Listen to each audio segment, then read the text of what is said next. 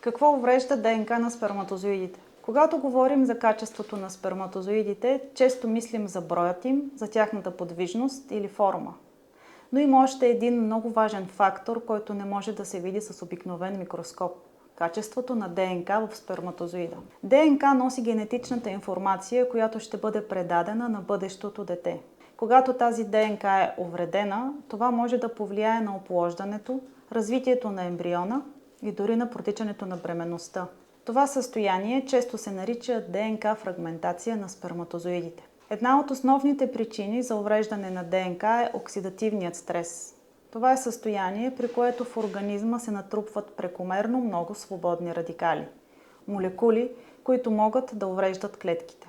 Сперматозоидите са особено чувствителни към този процес, защото имат ограничени механизми за защита и възстановяване на ДНК.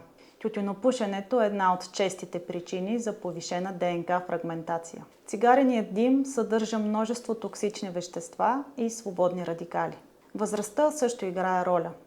С напредването на годините се увеличава броят на клетъчните деления и рискът от генетични грешки. Варикоцелето – разширение на вените около тестисите.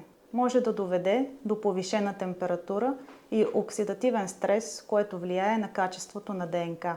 Инфекциите и възпаленията на мъжката репродуктивна система също могат да увеличат производството на свободни радикали. Токсините на околната среда, като пестициди, тежки метали и индустриални химикали, могат да окажат негативно влияние върху генетичният материал на сперматозоидите.